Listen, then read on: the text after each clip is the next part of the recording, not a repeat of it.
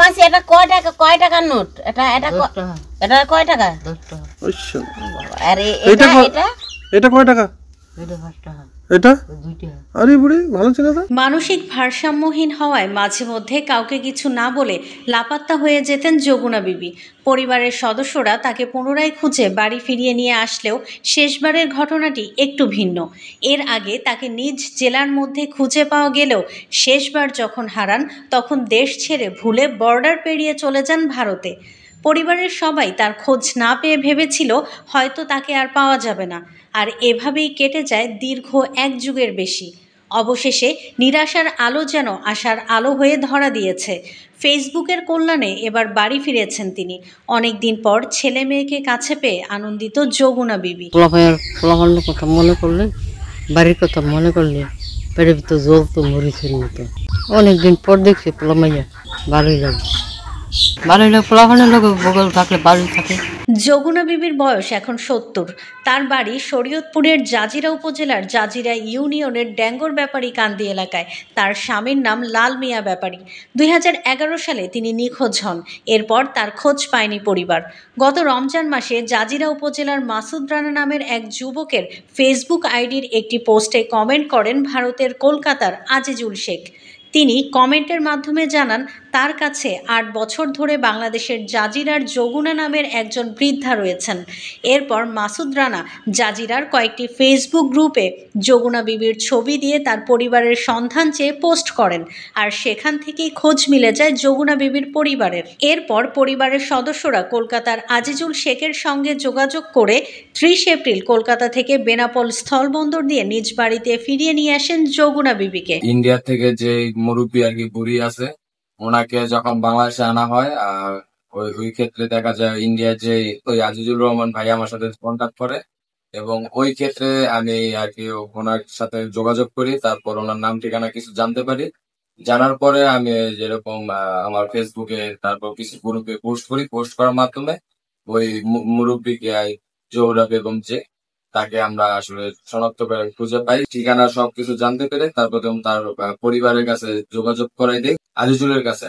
আজিজুলের তারপর যেমন তার ওনার পরিবারের সাথে যোগাযোগ করে তারা একসাথে মিট আপ করে, এবং কন্টিনিউ আমার সাথে যোগাযোগ ছিল। কলকাতা থেকে বাংলাদেশে আসার অবধি পর্যন্ত আমার সাথে যোগাযোগ ছিল। দীর্ঘদিন পর তাকে কাছে পেয়ে আবেগাপ্লুত হয়ে পড়েন পরিবারের সদস্যরা। তাকে নতুন করে ফিরে পেয়ে খুশি স্বজন ও এলাকাবাসী। আমার মা আগের থেকেই ব্রেনের সমস্যা ছিল। হঠাৎ করে একদিন বাড়ি থেকে নিরুদ্দেশ হয়ে যায়। আমরা বিভিন্ন জায়গায় খোঁজাখুঁজি করি অনেক দিন যাবৎ, কোনো জায়গায় খোঁজ তার পাই নাই। আমরা খুবই অসহায় অবস্থায় ছিলাম তখন। দীর্ঘ 12 থেকে 13 বছরের মাথায় আইসা হঠাৎ করে একদিন ফেসবুকের মারফতে, ফেসবুকের মধ্যে তার ছবি দেখে আমরা শনাক্ত করি যে এটাই আমার মা, এবং কি আরও বিভিন্ন জনের ফেসবুকে এটা দেখছে, তারাও বলছে, শনাক্ত করছে। তারপরে আমরা বাংলাদেশ হাইকমিশনের লাগে আলাপ কইরা থানায় জিডির মারফতে তারে বাড়িতে ফিরে আনি বেনাপোল হয়ে। এখন তারা আমার মা আমাদের কাছে আছে, বাড়িতে আছে। আমরা তার খুবই খুশি, বাড়ির সবাই খুশি, এবং কি এলাকাবাসীও খুশি। আসলে অনেক দিন ধরে মাথায় একটু সমস্যা ছিল, চলে গেছিল, যাইতো আবার কিন্তু আসতো বাড়িতেও। একদিন হঠাৎ করে গেছে, আর পাওয়া যায় না কেন। অনেক খোঁজাখুঁজি করছি, থানায় গিয়েছিলাম আমার হাজব্যান্ডকে নিয়ে। তারপর আমার হাজব্যান্ডও পায় নাই, আমরাও খুঁজে করে পাইনি। তারপরে অনেক দিন মাধ্যমে অনেক বছর পরে, তারপরে 12 বছর পরে তারে পাওয়া গেছে ফেসবুকের মাধ্যমে। আমার শাশুড়িকে আদর যত্ন অনেক করব, আমরা কোথাও একা যেতে দেব না। 8 বছর আগে ভারতে অসুস্থ অবস্থায় যোগুনা বিবিকে খুঁজে পান আজিজুল শেখ। যোগুনা বিবির পরিবারের সঙ্গে যোগাযোগ করে তার প্রয়োজনীয় কাগজপত্র নিয়ে বাংলাদেশ হাই কমিশনের কাছে আবেদন করলে অনুমতি পাওয়ার পর বেনাপোল স্থলবন্দর দিয়ে বাংলাদেশে তার পরিবারের কাছে পাঠানো হয়। বাড়ির উঠানে, বাড়ির বাইরে, এখানে ওখানে বসে থাকতো। তো দেখতাম, যেত না, কোথাও যেত না, বলতো আমাকে দুটো খাবার দাও। আমরা জিজ্ঞেস করতাম বাড়ি কোথায়, উনি বলতো আমার বাড়ি জানি না। বাংলাদেশ বলতো, বাংলাদেশ আর কিছু বলতে পারতো না। তাই উনি আমাদের এখানে থাকতো, মানে ছোটো ছোটো বাচ্চাদেরকে খুব ভালোবাসতো, বাচ্চারাও ওনাকে খুব ভালোবাসতো। তো দেখলাম 1-2 মাস থেকে যাওয়ার পরে দেখছি উনি খুব ভালো, বা অন্যান্য ভারসাম্যহীন বা পাগলিদের মতো নয়।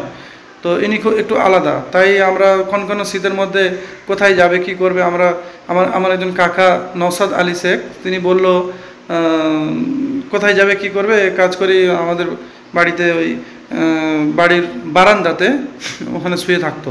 কম্বল দিলাম, বালিশ দিলাম, ওখানে থাকতে থাকতে থাকতে থাকতে নিজের আপনজনের মতো হয়ে গেল।